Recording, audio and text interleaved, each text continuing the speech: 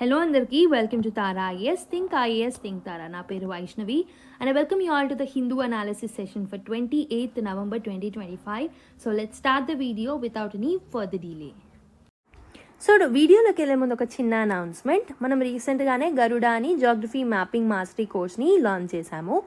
So this particular course covers physical, political, environment and current affairs based mapping course అనమాట ఇది. And this is the world static mapping course. Okay, world mapping ఇది, Indian mapping కాదు. So previous year questions base చేసుకొని strategy అనేది frame చేయడం జరిగింది to prepare and complete this particular course. And ప్రతి continent తీసుకొని ఈచ్ అండ్ ఎవ్రీ కాంటినెంట్లో important locations and తరచుగా UPSC favourite areas and also తరచుగా మనం న్యూస్లో చూసే కొన్ని ఏరియాస్ని స్పెసిఫిక్గా కవర్ చేస్తూ ఉంటాము. Theme wise like mountains, plains, plateaus, rivers etcetera. So this will be helpful for your other important areas also, like geography నేర్చుకోవడానికి, హిస్టరీలో ఇంపార్టెంట్ లొకేషన్స్ని లొకేట్ చేసుకోవడానికి, విజువలైజ్ చేసుకోవడానికి, కొన్ని థింగ్స్ని అర్థం చేసుకోవడానికి ఇది హెల్ప్ఫుల్ అవుతుంది. ప్రాక్టీస్ బుక్లెట్ ఇస్తాము with high resolution mappings and 3 practice టెస్ట్లు ఉంటాయి for smart and effective revision. The course is just for $499. If you want to enrol 6305955532 అనే నెంబర్కి కాల్ చేసి you can enroll in to this particular course. Okay, ఇదే కాదు, you can explore our website also. You can find an number of courses like world history course launch చేశాము and anthropology courses launch చేశాము. And other than that TGPSC related courses ఉన్నాయి, APPSC related courses ఉన్నాయి. And రీసెంట్గా free initiative start చేశాము. So Venkat sir has started the economy course in the YouTube for free. So kindly subscribe to our channel, right? So and also Sairam sir మధ్యలో world history classes upload చేస్తారు. Daily బేసిస్లో anthropology answer writing కోర్సెస్ని upload చేస్తున్నారు. So మీరు ఒక్కసారి మా ఛానల్ని subscribe చేసుకోండి అండ్ మా వెబ్సైట్ని ఎక్స్ప్లోర్ చేయండి, మా యాప్ని ఎక్స్ప్లోర్ చేయండి. Definitely you'll find something which is useful to you. Okay, so let's start the video without any further delay. So first article చూసేద్దాం. Kamalesan case and simple lesson అని చెప్పేసి ఒక ఆర్టికల్ రాయడం జరిగింది. This article is written by Sanjay Hegde అనమాట. He is the senior advocate designated by Supreme Court of India. So what happened, అసలు ఏమైంది, the context of the news చూసుకుంటే ద లెఫ్టినెంట్ సామ్యుయల్ కమలేసన్ ఎవరైతే ఉన్నారో, so he's an officer in the Indian army అనమాట. So he was dismissed from the army because he was refusing to enter the sanctum, that is ఒక holy ఏరియాకు enter అవ్వను అని చెప్పేసి refuge చేయడం వల్ల ఆయన డిస్మిస్ చేయడం జరిగిందనమాట. Okay, so during the mandatory parades he did this particular thing and he was like basically dismissed. So లీగల్గా దాన్ని ప్రొసీడ్ చేసుకున్నప్పుడు ఢిల్లీ హైకోర్టు ఏం చెప్పింది అని అంటే it has upheld the dismissal of this particular person. And సుప్రీంకోర్ట్కి అపీల్ చేసుకున్నప్పుడు supreme court ఏం చెప్పింది అని అంటే it has declined to interfere in this particular matter, right? So ఇక్కడ కాన్ఫ్లిక్ట్ ఏంటి అని అంటే it is between the personal religious belief, that is మన conscience, and the military discipline or the cohesion అంటే మన duty. So it is the basically the dilemma between the conscience and the duty అనమాట. So the court has relied on military necessity. So basically Delhi high court ఇచ్చిన judgment is based on the duty పరంగా వెళ్లాల్సిందే, discipline is crucial అని చెప్పేసి అది ఇవ్వడం జరిగిందనమాట. And article 33 of the constitution ఏం చెప్తుంది అని అంటే it allows the parliament to modify the fundamental rights for the armed forces. So basically మనకి ఆర్టికల్ 33 ఏంటి అని అంటే it's an exception. Okay, fundamental rights అందరికీ వర్తిస్తాయనంటే సో కొన్ని ఎక్సెప్షన్స్ ఉంటాయి, కొంతమందికి ఎక్కువ వర్తిస్తాయి, కొంతమందికి తక్కువ వర్తిస్తాయి. తక్కువ వర్తించే వాటిలలో ఆర్మ్డ్ ఫోర్సెస్ అనమాట. So basically they will have lesser fundamental rights than that of the normal persons most of the times, most of the కేసెస్లో. Okay, so parliament will be actually allowed to modify the fundamental rights for the armed forces నార్మల్గా article 33 ప్రకారం. So Kamalesan's refusal ఏదైతే ఉందో it was seen as a disobedience to the lawful command. Okay, it's not just about the personal faith, but అతని యొక్క డ్యూటీని అతను perform చేయకపోవడం వల్ల dismiss చేశారని చెప్పేసి కోర్ట్ స్టాండ్స్ అనమాట. ఓకే, కోర్ట్ యొక్క స్టాండ్స్ ఏంటి అని అంటే మిలిటరీ మ్యాటర్స్లో కోర్ట్స్ ఏంటి అని అంటే they usually defer to the commanders because they understand discipline better, right? So ఆమె పర్స్పెక్టివ్లో చూసుకుంటే పరేడ్స్ కానివ్వండి, రిచువల్స్ కానివ్వండి, they build the morale and the trust among the soldiers.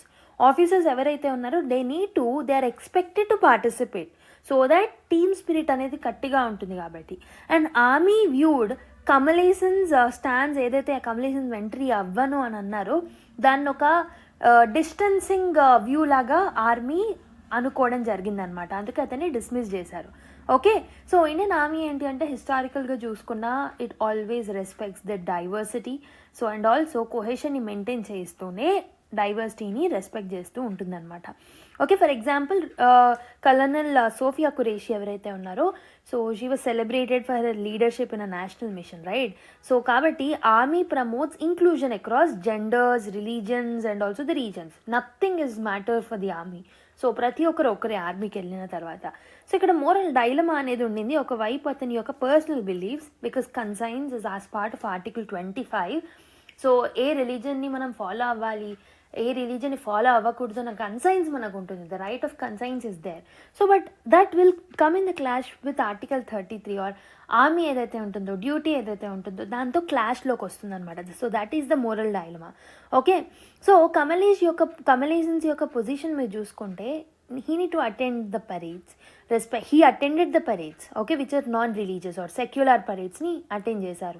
He used to respect the customs. He tied the turban. He removed the shoes. But he only refused to enter the sanctum anamata because of the core Protestant Christian beliefs. Okay, so ee particular thing it has raised the clash between the conscience and the cohesion. Conscience ante enti individual యొక్క sincere religious belief అనమాట. Versus cohesion ఏంటి, it's a part of military discipline, it's a part of collective morale. ఈ dilemma అనేది it's not just simply choosing one over the other, but whether both coexist అవుతాయా లేదా అనేది matter అనమాట. Okay, so if you look at these similar kind of examples from the history and other context మీరు చూసుకుంటే, so Eric Liddell also refused to run on Sunday because of the Christian belief అనమాట. Christian beliefs వల్ల అతను Sunday రోజు run చేయనని చెప్పేసి అన్నారనమాట. Okay, so దానివల్ల బ్రిటిష్ ఒలింపిక్ టీమ్ ఏదైతే ఉంటుందో they have adjusted the schedule. So and also ఒలింపిక్స్లో అతను గోల్డ్ విన్ అవ్వడం జరిగిందనమాట. అంటే స్మాల్ అకామిడేషన్స్ ఏవైతే ఉన్నాయో, సో వాటిని మనం చేసుకున్నట్టయితే ఒకవైపు బిలీఫ్ని, ఇంకోవైపు టీమ్ గోల్స్ని రెండింటిని అచీవ్ చేయడానికి పాసిబుల్ అవుతుంది. దానికి బెస్ట్ ఎగ్జాంపుల్ అని చెప్పొచ్చు ఇది. And also there is another case, that is Bijoe Emmanuel's case. So ఈ పర్టికులర్ కేసులో children has refused to sing national anthem for religious reasons, but they were still protected because they stood respectfully. So వాళ్ళు sing చేస్తున్నారో లేదో పక్కన పెడితే they are respecting. So on the one hand they are respecting the things, national related things, and also on the other hand religious బిలీఫ్స్ని కూడా follow అవుతున్నారు. అంటే respectful participation అనేది important without violating the conscience, rather than అదొక క్లాష్ని result చేస్తుందా లేదా అనేది మనం చూడాలి. If it is respectful act, then we should not let them go away. Okay, so and there are few other cases also that are mentioned in the article. So what went wrong in this Kamalasan's case ante, so larger loss was given to his career because army potentially has lost a capable officer అని చెప్పొచ్చు, right? So minority soldiers ఎవరైతే ఉంటారో they may feel their conscience isn't respected. So basically minority representation ఉన్న soldiers ఎవరైతే ఉంటారో they'll have that feeling from now. So మా కన్సైన్స్ని వాళ్ళు respect చేయట్లేదని ఒక ఫీలింగ్ అనేది, ఒక పర్స్పెక్టివ్ అనేది డెవలప్ అయ్యే ఛాన్సెస్ అనేవి ఉంటాయన్నమాట. And also so this shows the institutional rigidity. Okay, we need to respect the diversity, we need to respect there conscience. It's very important. Unless it is putting some restrictions on others, so వేరే ఒకరి రైట్స్ని disturb చేస్తలేదు అన్నంత వరకు so వాళ్ళ కన్సైన్స్ని respect చేయడం అనేది కూడా మనకు చాలా చాలా ఇంపార్టెంట్ అనమాట. And Indian army often shows flexibility and empathy in most of the cases, but ఇక్కడ చిన్న అకామిడేషన్ చేసుంటే it would have strengthened more discipline and also ఇంక్లూజివిటీని బ్యాలెన్స్ చేసేవాళ్ళు అనమాట. So the key takeaway from this particular article ఏంటి అని అంటే, duty అనేది కన్సైన్స్ని మీట్ అయినప్పుడు గోల్ అనేది it will coexist. Okay, exclusion will not give the result, exclusion will give a negative perception on the institution. So కాబట్టి courts definitely వాళ్ళ role వాళ్ళు చేశారు, but Indian army should actually make a small accommodation for the sincere religious beliefs and also ట్రస్ట్ని preserve చేయాలి, ఈక్వాలిటీని preserve చేయాలి, inclusivity, డిసిప్లిన్ని కూడా on the both the ends of the coin they need to preserve anamata. Okay, I hope you have understood. So there are two articles which are related to labor codes. రెండింటిని ఒకేసారి discuss చేద్దాం. So 2 ఎడిటోరియల్సే. Enabling a modern and future ready labour ecosystem అని హర్షవర్ధన్ అగర్వాల్ గారు is a president of federation of Indian chambers of commerce and industry, that is ఫికీకి president అనమాట. ఈయన ఈ పర్టికులర్ ఆర్టికల్ రాయడం జరిగింది. And there is another article, so are the labour codes labour friendly అని ఇంకో ఆర్టికల్ అనమాట. So this is a discussion and the question answer ఫార్మాట్లో మనకి ఈ ఆర్టికల్ ఇచ్చారు. This is written by Amarjeet Kaur and Mukundan అనమాట. So let's discuss both of this article combined. Okay, so basically why labour codes are needed. So ఇండియాలో earlier చాలా different labour codes ఉన్నాయి. So few are from 1920s, few are from 1940s, 1950s, అలా fragmented అప్రోచ్లో lot of labour codes అనేవి ఉన్నాయి. So ఈ basically several labour laws ఉండడం వల్ల most of them were overlapping each other అనమాట. సో ఒకరి జ్యూరిస్డిక్షన్కి ఇంకొకరు స్టెప్ ఇన్ అయ్యేవారు. దానివల్ల లాట్ ఆఫ్ క్లాషెస్ అనేవి ఏర్పడేవి. And they were very much confusing also. Okay, it was very much difficult for the workers and also ఎంప్లాయర్స్కి కూడా చాలా డిఫికల్ట్ టాస్క్గా ఉండేది. బికాస్ ఇది ఒక పర్టికులర్ అంశం మీద మల్టిపుల్ లాస్ అనేవి ఉండేవన్నమాట. సో వాళ్ళకి కన్ఫ్యూజన్ అనేది క్రియేట్ అయ్యేది దీనివల్ల. ఓకే, సో ఇండియా యొక్క వర్క్ ఫోర్స్ ఏదైతే ఉంటుందో it is becoming huge, right? It is becoming divorce, it is becoming digital, it is becoming informal. So employment opportunities అనేవి డైవర్సిఫై అవుతున్నాయి, ఎక్స్పాండ్ అవుతున్నాయి, న్యూ డొమైన్స్ అనేవి పాపప్ అవుతున్నాయి. కాబట్టి సో ఈ పర్టికులర్ సమయంలో మనం న్యూ లేబర్ లాస్ తీసుకురావడం అనేది it's a need of the hour. So అందుకే మనం తీసుకురావడం జరిగిందనమాట, right? So the second national labour commission ఏదైతే ఉంటుందో it has recommended merging this particular multiple laws. So multiple laws and multiple చట్టాలు మన దగ్గర ఏవైతే ఉన్నావో, so second national labour commission ఏం రికమెండ్ చేసిందంటే ఈ మల్టిపుల్ లాస్ని కంబైన్ చేసి ఫ్యూ బ్రాడ్ కోడ్స్ని తీసుకురమ్మని చెప్పింది.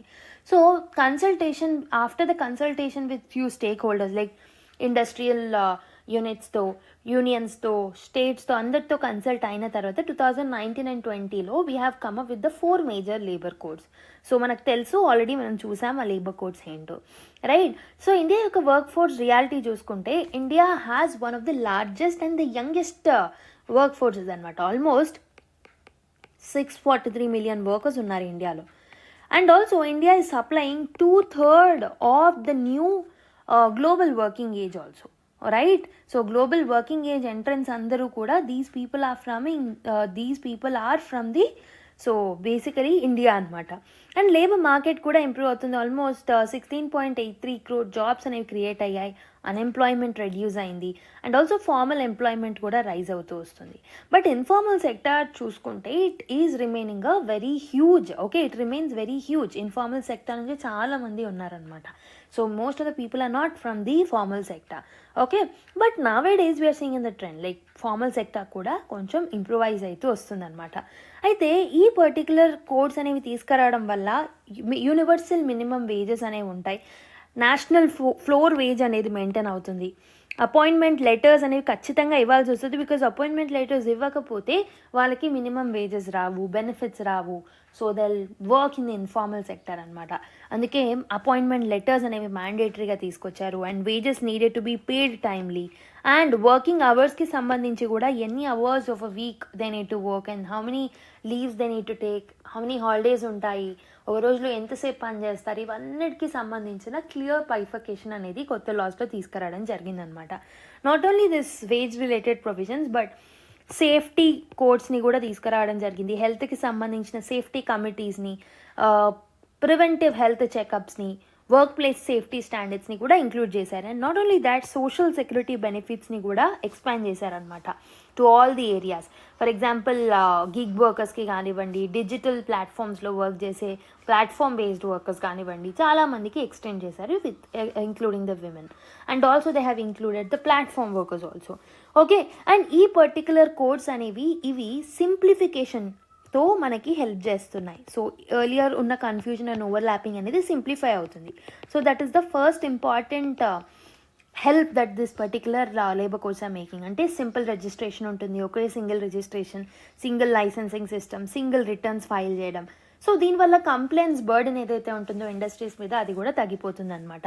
అండ్ ఆల్సో వేజెస్కి కూడా ఒక ప్రాపర్ డెఫినేషన్స్ని తీసుకొచ్చారు, సో దట్ డిస్ప్యూట్స్ అనేవి ఉండవు, కన్ఫ్యూజన్స్ అనేవి ఉండవు అనమాట. ఓకే, అండ్ ప్రిడిక్టబిలిటీ, పేరోల్ అనేది ఎంత ఉంటుంది అనేది మనం ఈజీగా ప్రిడిక్ట్ చేయగలుగుతాం, ప్రిడిక్టబిలిటీ పెరుగుతుంది. అండ్ ఇంకొకటి ఏంటి అని అంటే మైనర్ అఫెన్సెస్ని మనం డీక్రిమినలైజ్ చేయడం జరిగింది. అంటే ప్రతి దానికి మనం క్రిమినలైజ్ చేస్తే it will become a rigid procedure, it will not improve the ease of doing business. So minor అఫెన్సెస్ని డీక్రిమినలైజ్ చేయడం జరిగిందనమాట. అండ్ ఆల్సో డిజిటల్ ప్లాట్ఫామ్స్ ఏవైతే ఉంటాయో, సో డిజిటల్ సిస్టమ్స్లో అలాగరిథమ్ బేస్డ్ ఇన్స్పెక్షన్స్ చేయడం, డిజిటల్ ఫైలింగ్స్ని తీసుకురావడం, ఇలా న్యూ ఇన్నోవేటివ్ ప్రొసీజర్స్ని కూడా మనం యాడ్ చేయడం జరిగింది. And also women's work force participation చూసుకుంటే, so female labour force participation rate మనం చూసుకుంటే ILO రిపోర్ట్స్ ప్రకారం ఇట్స్ ఆల్మోస్ట్ 32.8% అనమాట, 2024 డేటా ఇది. సో ఈ కోడ్స్ ఏవైతే ఉన్నాయో, ఇంతమంది పార్టిసిపేట్ చేస్తున్నారు కాబట్టి, they are in the working force కాబట్టి, సో వాళ్ళకి equal pay, maternity benefits, social security benefits ఇవన్నీ ప్రాపర్గా అందుతాయి. అండ్ ఆల్సో ఈ పర్టికులర్ కోడ్స్ అనేవి ఒకవైపు ప్రొటెక్షన్తో పాటు ఇంకోవైపు కాంపిటేటివ్నెస్ని కూడా సో బ్యాలెన్స్డ్గా ముందుకు తీసుకెళ్తున్నాయి. Okay, so I hope you have understood. So మరి ఈ పర్టికులర్ లేబర్ కోడ్స్ ఏవైతే ఉన్నాయో ఇవి నిజంగా లేబర్ ఫ్రెండ్లీగా ఉన్నాయా? సో లాస్ట్ క్లాసెస్లో మీకు చెప్పినట్టు చాలా labour unions they are telling that these are not labour friendly, so these are pro ఇండస్ట్రియలిస్ట్లు అని చెప్పేసి సో వాళ్ళు లేబర్ యూనియన్స్ అంటూ ఉన్నారు. అండ్ కన్సల్టేషన్స్ కూడా ప్రాపర్గా జరిపించలేదు అనేది వాళ్ళ వాదన అనమాట. సో ఇక్కడ 2 ఆథర్స్ ఉన్నారు. ఒకరు వచ్చేసి ముకుందన్ గారు. You don't need to remember the authors names, just for the simplification and clear understanding కోసం ఇలా రాస్తున్నాను అంతే. సో ఆథర్ A అనుకోండి, ఆథర్ B అనుకోండి. సో ఫస్ట్ రైటర్ యొక్క వ్యూ ఏంటి అని అంటే, లేబర్ లాస్ ఏవైతే ఉన్నాయో దీస్ ఆర్ అవుట్డేటెడ్. ప్రస్తుతం ఉన్న లేబర్ లాస్, లైక్ మొన్న ఇంప్లిమెంటేషన్ రాకముందున్న లేబర్ లాస్ అనేవి outdated. And there were too many labour laws and too many definitions ఉండేవి. వేజ్ అనే పదానికే టూ మెనీ డెఫినేషన్స్ ఉండేవి. ఓకే, సో దీనివల్ల లాడ్ ఆఫ్ కన్ఫ్యూజన్ అనేది క్రియేట్ అయ్యేదన్నమాట. ఓకే, ఈ కోర్స్ ఏవైతే ఉన్నాయో it will help in okay bringing the flexibility and clear laws and simple లాస్ని తీసుకొచ్చాము ఇప్పుడు. And also it will create more jobs and it will improve the productivity. Ease of doing business అనేది improve అవుతుంది కాబట్టి investments వస్తాయి. ప్రాపర్గా investments వచ్చినప్పుడు jobs create అవుతాయి, ఎకనామిక్ ప్రొడక్టివిటీ పెరుగుతుంది, right? So well as Amarjit Kaur's view ఏంటి అని అంటే, workers have fought historically to win the labour rights. So చాలా రోజుల నుంచి ఫైట్ చేసి లేబర్ రైట్స్ని తీసుకొచ్చుకున్నారు. బట్ ఈ కోడ్స్ ఏవైతే ఉన్నాయో, ఈ న్యూ కోడ్స్ ఏవైతే ఉన్నాయో, వాళ్ళ హార్డ్ ఎర్న్డ్ ప్రొటెక్షన్స్ ఏవైతే ఉన్నాయో వాటన్నిటిని తీసేయడం జరిగిందనమాట అని చెప్పేసి అమర్జిత్ కౌర్ గారి వ్యూస్ అనమాట.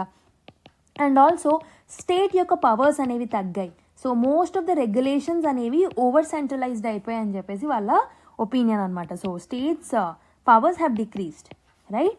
అండ్ ఇంకొకటి ఏంటి అని అంటే, so it is reducing state powers and centralising the authority, that is the point that we have discuss. దాని తర్వాత ఇంకొకటి ఏంటి అని అంటే, it is promoting hire and fire through fixed term employment. Fixed term employment తర్వాత hire and ద్వారా fire and hire అనే particular కొత్త ట్రెండ్ అనేది ప్రమోట్ అవుతుంది, which is not pro labour అని చెప్పేసి వాళ్ళు అంటున్నారు.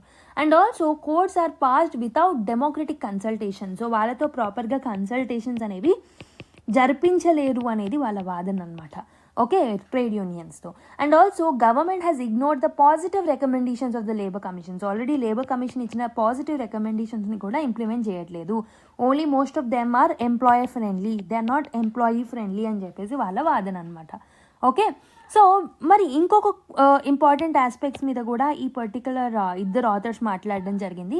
Like will this codes attract investment? So basically Mukundan garu ఏం చెప్తున్నారు అంటే, ఎస్, ఈ పర్టికులర్ కోడ్స్ అనేవి ఇన్వెస్ట్మెంట్స్ని అట్రాక్ట్ చేస్తాయి. సో ఇన్వెస్టర్స్ ఎవరైతే ఉంటారో they want the stable rules స్టేబుల్గా ఉంటే ఈజీగా ఇన్వెస్ట్ చేయాలనుకుంటారు. సో యూనిఫార్మిటీ అనేది అక్రాస్ ది స్టేట్స్ ఉంది కాబట్టి డెఫినెట్లీ ఇన్వెస్ట్మెంట్స్ విల్ ఇంక్రీజ్ అనేది సో ముకుందన్ గారి వాదన. వెరాజ్ కౌర్ గారి వాదన ఏంటంటే, no, investments will not increase. ఎందుకనంటే India already allowed 100% FDI in many sectors, but investment అనేది పెరగలేదు despite of allowing the FDI of 100% in most of the sectors అనేది అమర్జిత్ కౌర్ గారి ఒపీనియన్ అనమాట.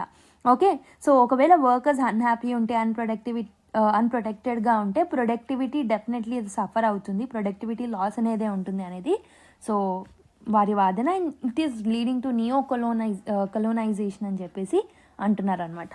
అండ్ థర్డ్ ఇంపార్టెంట్ క్వశ్చన్ వీళ్ళిద్దరు ఆన్సర్ చేసింది ఏంటంటే social security అనేది ఎక్స్పాండ్ అవుతుందా ఈ లేబర్ కోడ్స్ వల్ల. అయితే ముకుందన్ గారు ఎస్ అని చెప్తున్నారు because he's pro labour laws మనం చూసినట్టయితే. సో ఆయన ఏమంటున్నారు అంటే 40 crore వర్కర్స్ ఎవరైతే ఉన్నారో they will have social security access now. So gig workers కానివ్వండి, ప్లాట్ఫామ్ బేస్డ్ ఇన్ఫార్మల్ వర్కర్స్ వాళ్ళందరికీ.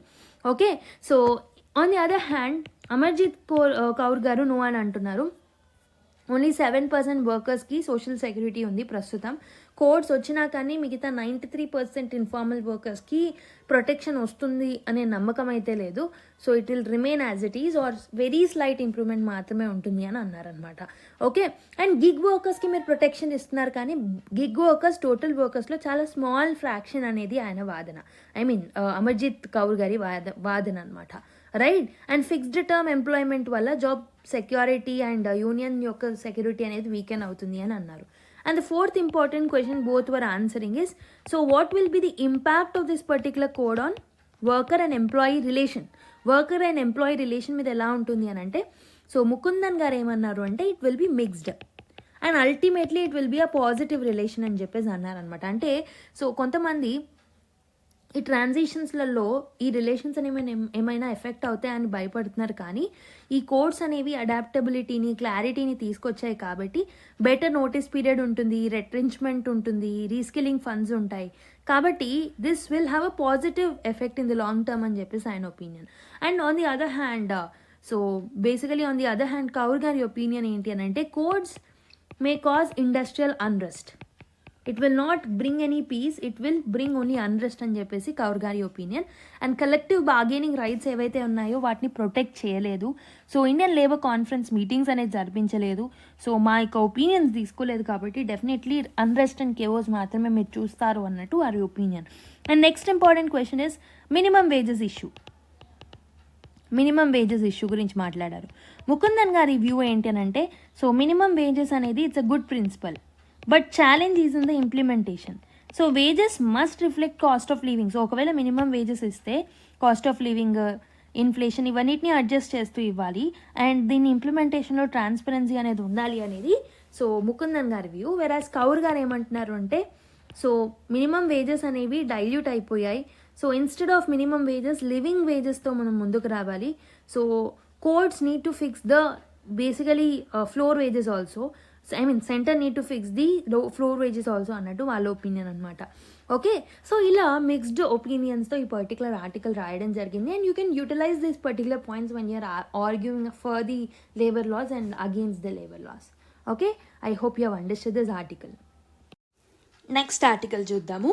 So IMF gives C grade for India's national account statistics అని చెప్పేసి ఒక ఆర్టికల్ రాయడం జరిగిందనమాట. సో బేసికలీ ఆర్టికల్ 4 రివ్యూ ఏదైతే ఉంటుందో, సో IMF యొక్క యాన్యువల్ ఆర్టికల్ 4 రివ్యూ అనేది ఏదైతే ఉంటుందో, so it has assigned C grade to India's national account స్టాటిస్టిక్స్కి. సో C గ్రేడ్ ఇవ్వడం జరిగిందనమాట. So it will cover the GDP, GVA and also some related macro data ఆధారంగా ఈ particular grade అనేది ఇస్తుందన్నమాట. So this is the second lowest grade. అంటే మన దగ్గర ప్రాపర్ థింగ్స్ అనేవి లేవు, షార్ట్ కమింగ్స్ అనేవి ఉన్నాయి అని అర్థం అనమాట. ఓకే, ఓవరాల్ డేటా రేటింగ్ అయితే B, but most of the crucial స్టాటిస్టిక్స్లో so we have been rated C అనమాట. So what does this C grade mean? IMF grades ఎలా ఉంటాయనంటే A grade, B grade, C grade and D grade. అన్నిట్లలో A grade is the toppest one. C grade వచ్చింది అని అంటే methodological short comings ఉన్నాయి GDP క్యాలిక్యులేషన్లో, GVA and macro economic క్యాలిక్యులేషన్స్లో అని అర్థం అనమాట. సో ఈ డేటా అనేది it is partially hampering IMF's monitoring of India అని చెప్పొచ్చు. And also frequency and timeliness మాత్రం okay, but quality and methodology of calculation of GDP అనేది ఇట్ ఇస్ వీక్ అన్నట్టు IMF యొక్క ఒపీనియన్ అనమాట. సో IMF యొక్క కీ కన్సర్న్స్ ఏంటి అని అంటే, first thing is we have an outdated base year. జీడిపిలో మనము 2011-12 డేటాని యూజ్ చేస్తున్నాం and we're using it as a base year. So but IMF is saying that it no longer reflects the current consumption. ప్రస్తుతం ఉన్న consumption ప్యాటర్న్స్ని, ప్రొడక్షన్ని, టెక్నాలజీని ఇది represent చేయట్లేదు. కాబట్టి ప్రతి 5 yearsకి ఒకసారి దీన్ని రివైజ్ చేస్తూ ఉండాలి మనం. సో బట్ ఇది ఆల్మోస్ట్ 2011లో, ఓకే, సో 2011లో దీన్ని తీసుకొచ్చారు కాబట్టి so this is not a right thing. So it is not reflecting the things. So నేను పుట్టినప్పటి నుంచి ఇప్పటికీ చాలా చేంజెస్ వచ్చాయి. ఆల్మోస్ట్ 2011లో అంటే సో ఆల్మోస్ట్ 13 years గ్యాప్ వచ్చింది, రైట్? సో 13 years గ్యాప్ తర్వాత కూడా ఇదే బేస్గా కంటిన్యూ చేయడం ఇస్ నాట్ రైట్. సో దీనివల్ల రియల్ గ్రోత్ అనేది ఉండదు, ఇన్ఫ్లేషన్ అడ్జస్టెడ్ అవుట్పుట్ అనేది ప్రాపర్గా రిఫ్లెక్ట్ అవ్వదు, అండ్ సెక్టోరియల్ వెయిట్స్ కూడా ప్రాపర్గా ఉండవు. అండ్ ఆల్సో రెండవది ఏంటి అని అంటే use of WPI instead of PPI. So ఇండియాలో ఏంటి అని అంటే ప్రొడక్షన్ పర్చేసింగ్ ఇండెక్స్ అనేది లేదు. We're still using the wholesale purchasing index. So WPA యొక్క మెయిన్ బ్యాక్లాగ్ ఏంటి అని అంటే WPAలో ఓన్లీ మ్యానుఫ్యాక్చర్డ్ గూడ్స్ అండ్ మిగతా వాటిని మనం చూస్తాము. Will exclude the service sector అనమాట. But service sector contribution to Indian GDP చూసుకుంటే it is the huge and it is the highest, and we're excluding the core part only. So కాబట్టి it will not reflect what is happening in the India's economy. Okay, real టర్మ్స్లో reflect చేయదు. కాబట్టి WPIని PPIతో replace చేయాలి. And it was in the news last year and last before year also PPIతో replace చేసే సూచనలు అనేది కనిపిస్తున్నాయి. లెట్స్ సీ రీప్లేస్ చేస్తారో లేదు. Okay, and third important thing is so there are discrepancies between GDP and GDP expenditure. So GDP ప్రొడక్షన్కి GDP ఎక్స్పెండిచర్కి discrepancies అనేవి ఉన్నాయన్నమాట. Okay, so there are some under coverage of expenditure side డేటాని ప్రాపర్గా mention చేయట్లేదు మన మెథడాలజీలో. అండ్ ఆల్సో ఇన్ఫార్మల్ సెక్టర్ ఏదైతే ఉంటుందో దాన్ని మనం ప్రాపర్గా క్యాప్చర్ చేయలేకపోతున్నాం. So most of the data is from the formal sector. That is another problem. And also there is a lag in data సోర్సెస్లో కూడా లాట్ ఆఫ్ ల్యాగ్ అనేది ఉందన్నమాట. Okay, and fourth important thing is informal sector under estimation. So informal sector ఏదైతే ఉంటుందో it is 45 to 50% of the GVA అనేది ఉంటుంది అని మనం అనుకుంటున్నాం అనమాట. So but after GST, after MCA 21 and also digitisation, formalisation అనేది ఇంక్రీజ్ అయింది కాబట్టి సో ఇక్కడ ఇన్ఫార్మల్ సెక్టర్ యొక్క ఎస్టిమేషన్ ప్రాపర్గా మనం చేయలేకపోతున్నాం. అండ్ ఇంకొకటి ఏంటి అని అంటే సీజనలీ అడ్జస్టెడ్ డేటాను మనం యూజ్ చేయట్లేదు జీడిపి క్యాలిక్యులేషన్లో. సో సీజన్ వైజ్ అడ్జస్టెడ్ డేటాను మనం ప్రాపర్గా యూజ్ చేయలేదు. But advanced economies are doing that. Seasonal cycles like monsoon కానివ్వండి, ఫెస్టివల్స్ కానివ్వండి, ఇవన్నీ కన్జంప్షన్ ప్యాటర్న్స్ని జీడిపిని వేరీ చేస్తూ ఉంటాయి. కాబట్టి సో వీటన్నిటిని మనము మన క్యాలిక్యులేషన్స్లో అకామిడేట్ చేయడం అనేది వెరీ వెరీ ఇంపార్టెంట్. సో అందుకే we are given the grade C అనమాట మీరు చూసుకుంటే. అండ్ ఇంకొక ఇంపార్టెంట్ థింగ్ ఏంటి అని అంటే we need a better statistical technique. So IMF is suggesting us that robust sampling ఉండాలి. ఓకే, హై ఫ్రీక్వెన్సీ ఇండికేటర్స్ని ప్రాపర్గా యూజ్ చేయాలి, సర్వీస్ సెక్టర్ మెథడ్స్ని అప్డేట్ చేయాలి. Okay, and wider usage needed to be done wider usage of digital administrative data sets needed to be done. Okay, so ఇది ఎందుకు matter అంటే so మనకి ఎకనామీలో సో క్యాలిక్యులేషన్ ఆర్ స్టాటిస్టికల్ మెథడాలజీస్లో ఏం ఇష్యూస్ ఉన్నాయన్నప్పుడు, జీడిపిలో ఏం issues ఉన్నాయన్నప్పుడు you can quote all of these particular points. Okay, I hope you have understood. Next article, Supreme Court asks government to regulate content on internet. So Supreme Court CJI Suryakant and Justice Bagchi garu, they have expressed a concern over some harmful and obscene and perverse or anti-national content that is going viral on the internet nowadays. So అందుకని వాళ్ళు ministry of information and బ్రాడ్కాస్టింగ్కి so guide lines form చేయాలి, frame చేయాలి అని చెప్పేసి చెప్పడం జరిగిందనమాట, especially for the user generated content. Okay, so content అనేది ఎప్పుడైనా ఇంపార్షియల్గా ఉండాలి, అటోనామస్గా ఉండాలి. ఓకే, అండ్ పర్మిసబుల్ కంటెంట్ని మాత్రమే సోషల్ మీడియాలోకి తీసుకురావాలి అన్నట్టు వాళ్ళు చెప్పారనమాట. Okay, why the court has intervened అంటే సో రీసెంట్ టైమ్స్లో ర్యాపిడ్ వైరాలిటీ అనేది జరుగుతుంది, రైట్? సో బేసికలీ ఒక పర్టికులర్ న్యూస్ అనేది ఫేక్ ఉన్నా లేకపోతే ఆప్సిన్ కంటెంట్ ఉన్నా వితిన్ 24 hours అని రిమూవ్ చేయాలి. బట్ 24 hours లోపే కొన్ని వైరల్ అయిపోతున్నాయి, రైట్? ర్యాపిడ్ వైరాలిటీ అనేది ఉంది అండ్ టేక్ డౌన్ అనేది చాలా స్లోగా ఉండడం మనం చూస్తున్నాం. Okay, virality is happening in very few సెకండ్స్లో. ఎందుకనంటే సో యూట్యూబ్ యొక్క అలాగరిథం ఎలా ఉంటుంది, so it will be in such a way that ఏదైతే కంటెంట్స్కి ఎక్కువ లైక్స్ వస్తాయో, ఎక్కువ వ్యూస్ వస్తాయో, ఎక్కువ సబ్స్క్రైబర్స్ వస్తాయో వాటిని ఎక్కువ ప్రమోట్ చేస్తుంది. People will also like these kind of content. Okay, so it's very sad to say because people lack ethics nowadays. People are not giving proper time for the productive థింగ్స్కి ఎక్కువగా value ఇవ్వట్లేదు, support ఇవ్వట్లేదు, time ఇవ్వట్లేదు. People ఎక్కువగా bad థింగ్స్కి attract అవుతున్నారు కాబట్టి so ఇలాంటివి ఈజీగా వైరల్ అవుతున్నాయి. వెరాజ్ సో సోషల్ మీడియా నుంచి ఇవన్నీ తీయడం అనేవి టైం పడుతుంది అనమాట. Okay, so virality is happening in very few seconds. And రెండవది ఇంకో ఇంపార్టెంట్ థింగ్ ఏంటి అని అంటే యూజర్ జనరేటెడ్ కంటెంట్ అనేది it is often been not checked అనమాట. Okay, anyone is creating channels, everyone is becoming journalist, everyone is becoming the YouTuber, okay, everyone is becoming a TV channel anchor. So అందరూ అయిపోతున్నారు కాబట్టి so they are posting whatever they want. Okay, whatever they want they are posting. So sometimes it is leading to the controversy for their life and sometimes it is leading to the impact on the children especially. So recent టైమ్స్లో digital parenting పెరిగిపోతుంది, screen parenting పెరిగిపోతుంది, and 4 screen households పెరిగిపోతున్నాయి. Okay, so ఇవన్నీ ఏంటి? So basically పీపుల్ని socialize చేయడానికి, చిల్డ్రన్ని socialize చేయడానికి సోషల్ కంట్రోల్ మెకానిజంగా సో వీటన్నిటిని ఓకే సోషల్ మీడియాని ఆర్ ఐప్యాడ్ పేరెంటింగ్ ఇలాంటివన్నీ చేస్తున్నారనమాట పేరెంట్స్ కూడా. So parents also need to think of this parenting styles, right? So వాళ్ళకి ఐప్యాడ్స్ ఇచ్చేయడము, సో ఎక్సెసివ్గా మానిటర్ చేయడము, రైట్? సో ఏదైనా basically it's a hamper to us. Like democratic parenting అనేది ఉండాలి, but it should balance everything. It should balance values, it should balance the modern life style also. Okay, పీపుల్ని westernise చేయడం అనేది మన agenda ఉండదు. People needed to be modernise, not westernise. Okay, so that's another part of this story. Okay, కొంచెం deviate అయ్యాను, I'm sorry. So yeah, user generated content అనేది it is often leading to lack of surveillance or lack of proper monitoring. దానివల్ల ఏమవుతుంది అంటే accountability, traceability అనేది ఉండట్లేదు. And also online abuse and harassment అనేది చాలా ఎక్కువ అయిపోతుంది. Okay, so in the name of trolling what they are doing is like in the name of entertainment they are trolling is okay to certain extent unless it is hurting the sentiments of certain section of people or a person, right? So body shaming చేయడము లేకపోతే direct attacks చేయడము is not right? So yeah, online abuse అనేది పెరిగిపోతుంది, harassment పెరిగిపోతుంది, and also pre-emptive protections అనేవి ప్రాపర్గా ఉండట్లేదు అనమాట. So most of the times we're coming up with the so basically proactive measures తీసుకోవట్లేదు, రియాక్టివ్ మెజర్స్నే తీసుకుంటున్నాం అనమాట. Most of the times we're coming up with reactive measures. And also border line అనేది లేదనమాట. కంటెంట్ ట్రావెల్స్ గ్లోబలీ, జ్యూరిస్డిక్షన్ అనేది చాలా కాంప్లెక్స్గా ఉంది, దాన్ని రెగ్యులేట్ చేయలేకపోతున్నాం, దాన్ని కంట్రోల్ చేయలేకపోతున్నాం. అందుకే సుప్రీంకోర్టు గైడ్లైన్స్ని తీసుకురావాలన్నది. సో మెయిన్లీ విమెన్ విక్టిమ్స్ ఎవరైతే ఉన్నారో, minors, vulnerable individuals and general citizens ఎవరైతే ఉన్నారో, ఎవరు కూడా మిస్ఇన్ఫర్మేషన్ వల్ల, ట్రోలింగ్ వల్ల, హరాస్మెంట్స్ వల్ల they need not to face anything in their life. So కాబట్టి దానికి ప్రాపర్ గైడ్లైన్స్ అనేవి ఉండాలి.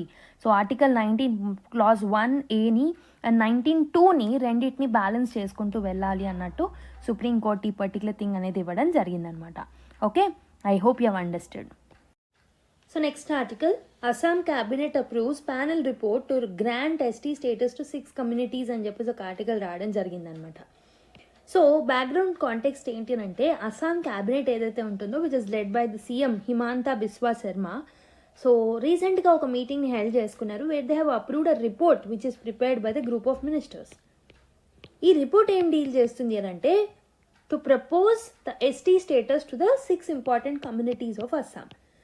సో ఆ పర్టికులర్ కమ్యూనిటీస్ న్యూస్లో ఉన్నాయి కాబట్టి మనం గుర్తుపెట్టుకోవడం ఇంపార్టెంట్. సో ఒకటి వచ్చేసి Chutia, Koch, Rajbongshi, మటక్, మొరాన్, Tai Ahom and tea tribes. So వీళ్ళకి ఎస్టీ స్టేటస్ని ఇవ్వడం జరిగిందనమాట. సో ఈ కమ్యూనిటీస్ ఎవరైతే ఉన్నారో they have for many years, చాలా ఇయర్స్ నుంచి ఎస్టీ స్టేటస్ గురించి డిమాండ్ చేస్తూ ఉన్నారు. And now they have gain the recognition. So వాళ్ళకి రిజర్వేషన్ వస్తుంది ఎడ్యుకేషన్లో, జాబ్స్లో అండ్ పొలిటికల్ రిప్రజెంటేషన్ కూడా వస్తుందన్నమాట. Okay, and so basically this is the important thing. So ఇంతకన్నా ఎక్కువ ఇంపార్టెన్స్ అయితే ఈ ఆర్టికల్లో లేదు. So yeah, these are the things that you have to remember. Along with that, so ST status ఎవరు ఇస్తారు, ఎవరు రికమెండ్ చేస్తారు, and what is the concern article which is related to it, ఇవన్నీ తెలుసుకోవడం మీరు ఇంపార్టెంట్ అనమాట. Do small research on it. So ఆర్ఎల్స్ మీ స్టాటిక్ పాలిటీ బుక్లోంచి అయినా చదువుకోండి, ఒకసారి రివైజ్ చేసుకోండి, రైట్? సో నెక్స్ట్ ఆర్టికల్ చూడండి, India and Indonesia make progress on BrahMos deal at defence ministers dialogue అని చెప్పి ఒక ఆర్టికల్ ఉంది. సో ఇండియా యొక్క defence minister Rajnath Singh garu and Indonesia యొక్క డిఫెన్స్ మినిస్టర్ జఫ్రీ జామ్సోయిదిన్ అనమాట. I'm not able to pronounce his name, but ya, both of them has met in New Delhi అనమాట. ఈ మీటింగ్ అనేది it is the third Indonesia's India's defence ministers meet. Third time వాళ్ళు meet అవ్వడం జరిగిందనమాట. So వాళ్ళ dialogue అనేది ఉంటుంది, దాంట్లో మీట్ అవ్వడం జరిగింది. ఓకే, సో డిఫెన్స్ కోఆపరేషన్ గురించి, సెక్యూరిటీ ఛాలెంజెస్ గురించి, మిలిటరీ టైస్ గురించి, ఇండస్ట్రీ కొలాబరేషన్ గురించి ఇలా ఎన్నో పాయింట్స్ వాళ్ళు మాట్లాడారనమాట. సో ఈ డైలాగ్లో both countries made significant progress అని చెప్పొచ్చు. So they have also spoke about the defence deal. So especially బ్రహ్మోస్కి సంబంధించిన దాని గురించి, డీల్ గురించి మాట్లాడుకున్నారనమాట. That's why it is in the news. So ఇది మనకి మోస్ట్ ఇంపార్టెంట్ ఆస్పెక్ట్ అనమాట.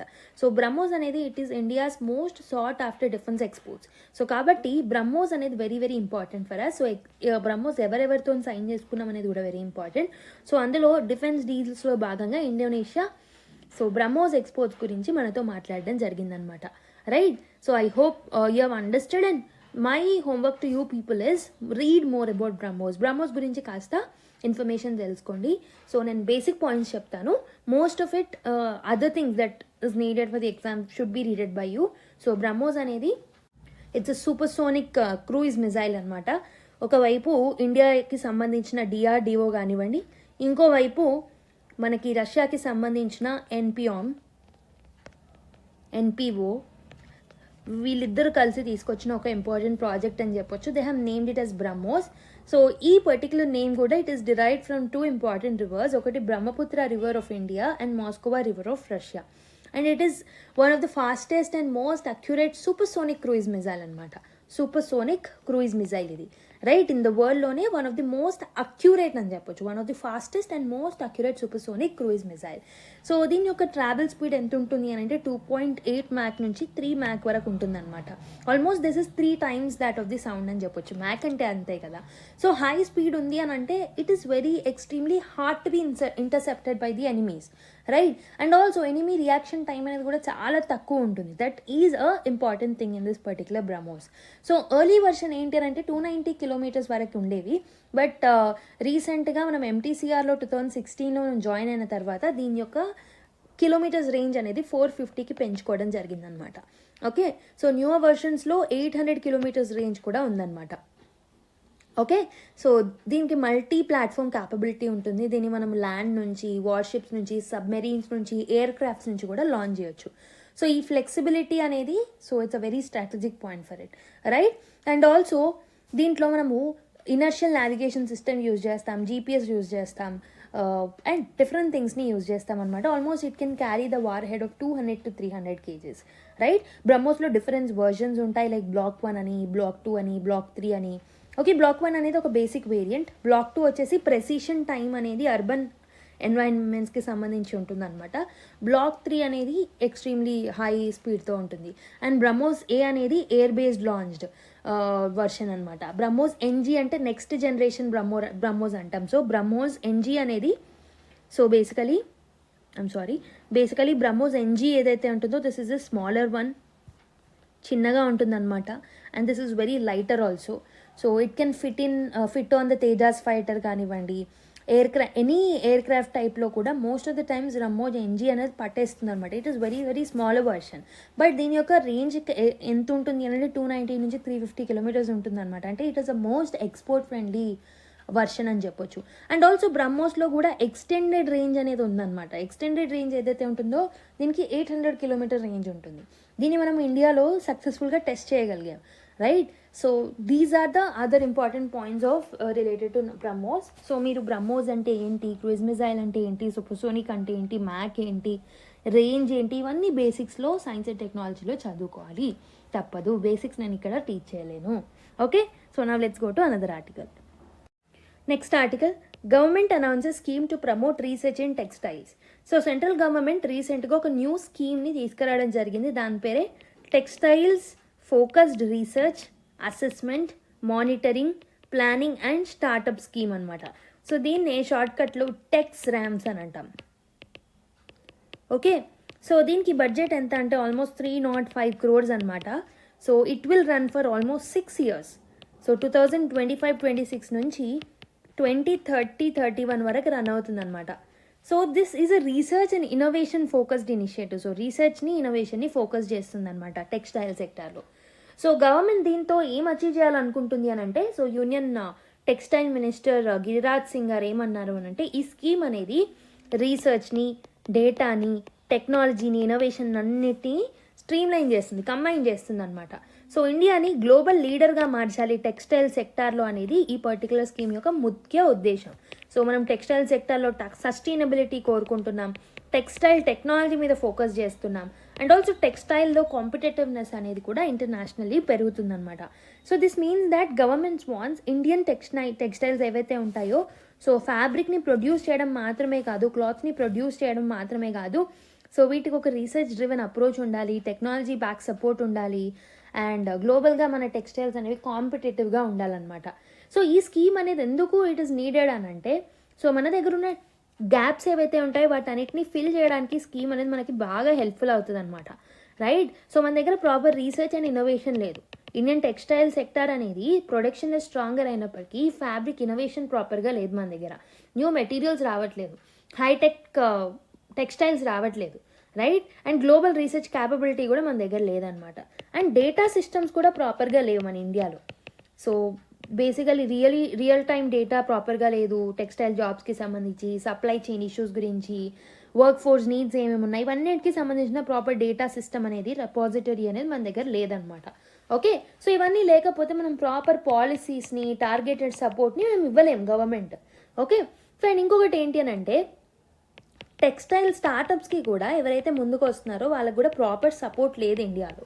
ఓకే, సో ఇంకొకటి ఏంటి అని అంటే, స్కిల్ కెపాసిటీ కూడా లేదనమాట. స్కిల్ అండ్ కెపాసిటీ గ్యాప్స్ కూడా ఉన్నాయి చాలా స్టేట్స్లో.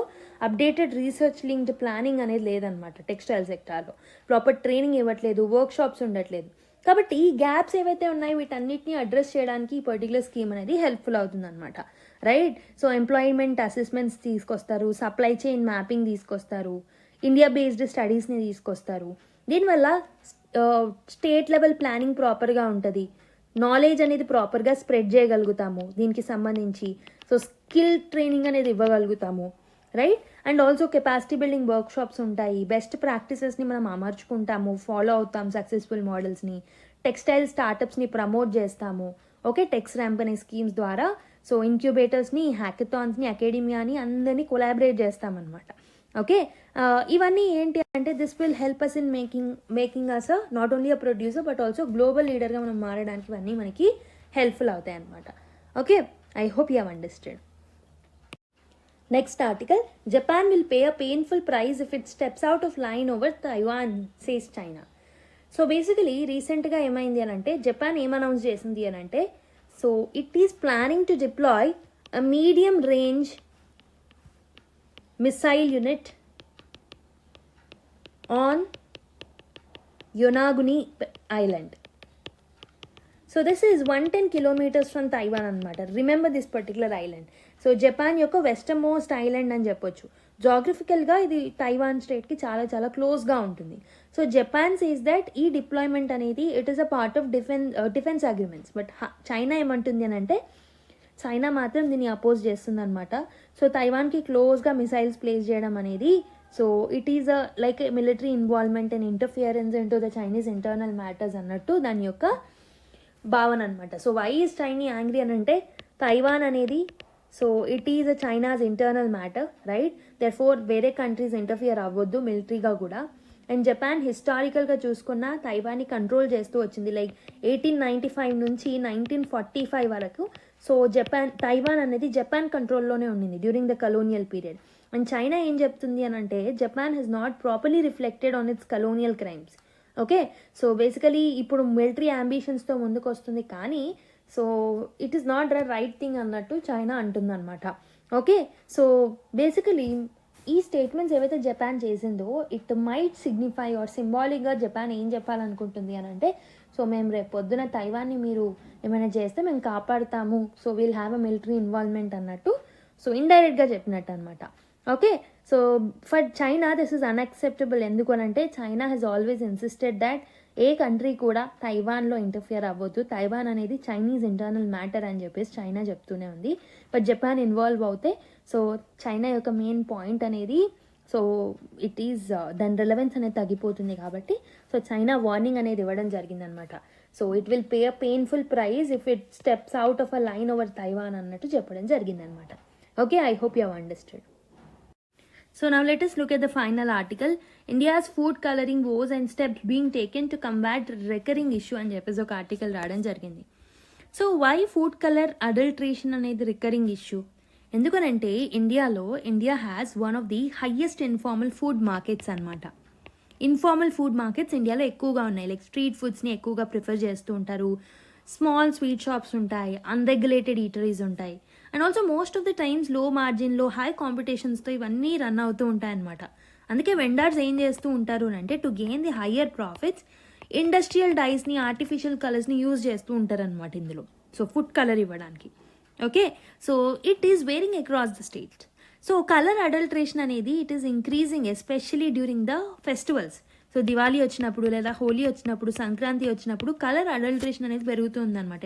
అండ్ ఆల్సో టూరిజం ఎక్కువ ఉన్న జోన్స్లో, టూరిస్ట్ సీజన్స్లలో ఎక్కువగా ఈ కలర్ అడల్ట్రేషన్ పెరుగుతుంది. And also during the wedding seasons. So for example if I need to give some example, రాజస్థాన్లో, ఉత్తరప్రదేశ్లో, తమిళనాడులో, ఈవెన్ తెలంగాణలో కూడా రిపీటెడ్ రిపోర్ట్స్ అనేవి మనం చూస్తాం, ఫ్రీక్వెంట్ రిపోర్ట్ కేసెస్ అనేవి చూస్తున్నాం అనమాట. సో బ్రైట్ ఎల్లో స్వీట్స్ అనేవి, స్నాక్స్ అనేవి అమ్ముతున్నారు, like jalebi, laddu. Okay, and turmeric పౌడర్స్లో కూడా కలర్ అడల్ట్రేషన్ అనేది జరుగుతుందన్నమాట. So most of these are containing the industrial dyes, right? So healthy ఆల్టర్నేటివ్స్ని వాడట్లేదు, ఇండస్ట్రియల్ డైస్ని వాడుతున్నారనమాట. సో ఆ సింథటిక్ ఇండస్ట్రియల్ ఎల్లో డై ఏదైతే ఉంటుందో సో దాని పేరు ఏంటి అని అంటే it is a auramine O. So UPSC often asks these kind of questions like prelims lo auramine O which is seen in the news is related to an antaru. You need to identify what is it. It is a sweetener or artificial sweetening agent or catalyst supporting the chemical agents or it is a color agent. Ila manaku different options istaru. You need to identify. So just try to remember its name. Auramine O edaithe undo it's a synthetic industrial yellow dye anamata. So దీన్ని నార్మల్గా అయితే textile and leather ఇండస్ట్రీస్లో వాడుతూ ఉంటారు, and inks ప్రింటింగ్లో వాడుతూ ఉంటారు, paper మ్యానుఫ్యాక్చరింగ్లో, microbiological స్టెయినింగ్లో వాడుతూ ఉంటారనమాట. But దీన్ని ఫుడ్లో యూజ్ చేయడం అనేది it is not approved. Basically FSSAI కూడా దీన్ని అప్రూవ్ ఇవ్వలేదన్నమాట. ఫుడ్ యూసేజ్లో చేయకూడదు ఇది. Okay, so possibly it is a carcinogenic agents అని చెప్పొచ్చు. So it is very very carcinogenic to humans. So కాబట్టి ఆర్మైన్ ఓ లాంటివి మనం తీసుకున్నప్పుడు so vomiting sensation or headache, irritation, abdominal pain వచ్చే అవకాశాలు ఉంటాయి. అండ్ లాంగ్ టర్మ్లో లివర్ డ్యామేజ్ అవుతుంది, కిడ్నీ డ్యామేజ్ అవుతుంది, and it can also lead to DNA alteration or sometimes it is carcinogenic also. కాబట్టి what we need to do is we need to properly regulated. కానీ మన దగ్గర ఏంటి అని అంటే most of these are not properly regulated because thousands of stalls ఉంటాయి, vendors ఉంటారు, వాళ్ళందరినీ రెగ్యులేట్ చేయడం కొంచెం కష్టమైన టాస్క్ అనమాట. Okay, so why auramine O keeps entering into the food chain అంటే so first one is because of the economic reasons. It is very very cheap అనమాట. Normally food colours ఏవైతే ఉంటాయో, the permit and edible food colours ఏవైతే ఉంటాయో వాటితో compare చేస్తే these are very very cheap అనమాట. ఇవేంటి అని అంటే వెరీ బ్రైట్ ఎల్లో కలర్స్ ఇస్తాయి. సో టర్మరిక్ అన్నట్టు మనం ఊహలో పడిపోతాం, లైక్ సాఫ్రానో లేకపోతే టర్మరికో ఆర్ పర్మిటెడ్ కలర్స్ యూజ్ చేస్తారేమో అనే భ్రమలో ఉంటామన్నమాట. So that is the first factor, economic factor. రెండవది ఏంటి అని అంటే supply chain issues. So industrial grade dice ఏవైతే ఉన్నాయో ఇన్ఫార్మల్గా లోకల్ మార్కెట్స్లో అమ్ముతూ ఉంటారు, వాటికి ప్రాపర్ లైసెన్సింగ్ ఉండదు, ట్రాకింగ్ కూడా ఉండదన్నమాట. And third important thing is awareness is also very very low with respect to small food businesses. చాలా స్ట్రీట్ వెండర్స్ దగ్గర ప్రాపర్ ట్రైనింగ్ లేదు, FSSAI రూల్స్కి సంబంధించి అవేర్నెస్ లేదు, ఏ కలర్స్ని వ్యాలిడ్గా వాడుకోవాలి, లేబుల్డ్ కలర్స్ ఏంటి, వాటి ఏమేమి హెల్త్ ఇంపాక్ట్స్ ఉంటాయన్న అవేర్నెస్ కూడా లేదనమాట. And most of the times there are lot of enforcement gaps. State labs అనేవి లేవు, స్టేట్ ల్యాబ్స్ ఉన్నా వాటి దగ్గర ఎక్విప్మెంట్ లేదు, ట్రైన్డ్ స్టాఫ్ లేరు, ఓకే, ర్యాపిడ్ టెస్ట్ క్యాపబిలిటీ కూడా లేదు. సో ఎన్ఫోర్స్మెంట్ గ్యాప్స్ అనేవి ఎక్కువగా ఉన్నాయన్నమాట. సో FSSAI 2006 ఏదైతే ఉందో సో దాంట్లో అడల్ట్రేషన్ని మనం డిఫైన్ చేసుకున్నాం, పెనాలిటీస్ ఏంటి, ఇంప్రిజన్మెంట్ ఏంటి, అండ్ ఫుడ్ సేఫ్టీ ఆఫీసర్స్కి ఏమేమి పవర్స్ ఉంటాయి, రెగ్యులేషన్స్ ఏంటి, అన్నీ ఉన్నాయన్నమాట. అండ్ ఆల్సో ఎఫ్ఎస్ఎస్ఐ రెగ్యులేషన్లో ఈ ఆర్ఎంఐఓని టోటల్గా బ్యాన్ కూడా చేయడం జరిగిందనమాట. Okay, but still people are using it, especially during the festive season and more of the times where ఈ సీజన్ ఆఫ్ స్వీట్స్ సీజన్ ఏదైతే ఉంటుందో అప్పుడు ఎక్కువగా వీటిని అమ్ముతూ ఉన్నారనమాట. ఓకే, సో కాబట్టి సర్వేలెన్స్ని ఇంటెన్సిఫై చేయడం వెరీ వెరీ ఇంపార్టెంట్ ఫెస్టివ్ సీజన్స్లో. ఎస్పెషలీ ర్యాండమ్ శాంప్లింగ్ చేస్తూ ఉండాలి స్వీట్స్ని, స్పైస్ పౌడర్స్ని, పికిల్స్ని, స్నాక్స్ని. ఓకే, అండ్ రాజస్థాన్ లాంటి ఏరియాస్లో సో టార్గెటెడ్ ఫుడ్ డ్రైవ్స్ని కూడా కండక్ట్ చేశారు. తమిళనాడులో కూడా టర్మరిక్ అడల్ట్రేషన్ని చూశారు. So turmeric and also pink colour ఏదైతే ఉంటుందో దాంట్లో రొడమైన్ బీని కలుపుతూ ఉన్నారు. సో ఆరమైనో, రొడమైన్ బీ ఇవన్నిటితో అడల్ట్రేట్ చేస్తున్నారు. ఓకే, సో ర్యాపిడ్ ఈ పర్టికులర్ ఎన్ఫోర్స్మెంట్ గ్యాప్స్ ఉన్నాయి కాబట్టి మన దగ్గర ఉన్న ల్యాబ్స్లో ప్రాపర్ ఎక్విప్మెంట్ని, ప్రాపర్ ట్రైనింగ్ స్టాఫ్ని తీసుకురావాలి. అండ్ ఆల్సో వెండర్స్కి అవేర్నెస్ కల్పించాలి అడ్వర్టైజ్మెంట్స్ ద్వారా, ఇన్ఫ్లుయెన్సెస్ ద్వారా, లేకపోతే మిగతా ఏదైనా ఆస్పెక్ట్స్ని యూజ్ చేసుకొని అలలో అవేర్నెస్ తీసుకురావాలి. అండ్ ఆల్సో స్ట్రిక్టర్ పనిష్మెంట్స్ని ఇచ్చినట్టయితే definitely it will have some kind of effect on other people, like they will have some fear. Okay, అలా చేయకూడదు అని చెప్పేసి, రైట్? సో ఖచ్చితంగా ర్యాపిడ్ టెస్టింగ్ కిట్స్ ఉండాలి. అండ్ ఈ కిట్స్ని కూడా మండీస్లో, స్వీట్ షాప్స్లో, రోడ్ సైడ్ ఈటరీస్లో కూడా మనము డిప్లాయ్ చేయడం very very important. And also మనం అవేర్నెస్ జనరేట్ చేయాలి to the people and consumers also. Okay, labeling ప్రాక్టీసెస్ని ఎంకరేజ్ చేయాలి. చీప్ అన్లేబుల్డ్ పౌడర్స్ని యూజ్ చేయొద్దు అని చెప్పేసి వాళ్ళకి వార్నింగ్స్ అనేవి ఇవ్వాలన్నమాట, అవేర్నెస్ని పెంచాలి. Right, I hope you have understood. And ఇక్కడ మనకు తెలియాల్సింది ఆరమైన్ ఈ particular thing which is seen in the news is related to అని అంటారు. You need to identify. కాబట్టి remember this particular point. So with this, we have completed the discussion of all the important articles from today's newspaper. So మీకు video కనుక నచ్చినట్టయితే, హెల్ప్ఫుల్గా ఉంటే, don't forget to like and also don't forget to share it with your friends. చాలా తక్కువ views వస్తున్నాయి, but we are putting lot of efforts. So మీ యొక్క లైక్స్, మీ యొక్క ఫీడ్బ్యాక్ ఏదైతే ఉంటుందో that will help me, motivate me to continuously do the videos for you. Okay, so definitely రెగ్యులర్గా న్యూస్ పేపర్ చదవండి. That will instil discipline in you. And also try to understand on your self also. So daily at least ఒక్క editorial మీ ఓన్గా, so video విన్న తర్వాత కూడా, లేదా video వినక ముందే ఒక్క ఎడిటోరియల్ చాలు, దాన్ని మీరు స్వతహాగా చదవడానికి ప్రయత్నించండి. Definitely it will improve your vocabulary and it will improve your comprehension. Okay, so that will help you for solving the CSAT passages also. Okay, so yeah, with this let me end the session. Let's meet in the next class. All the best and keep smiling everyone.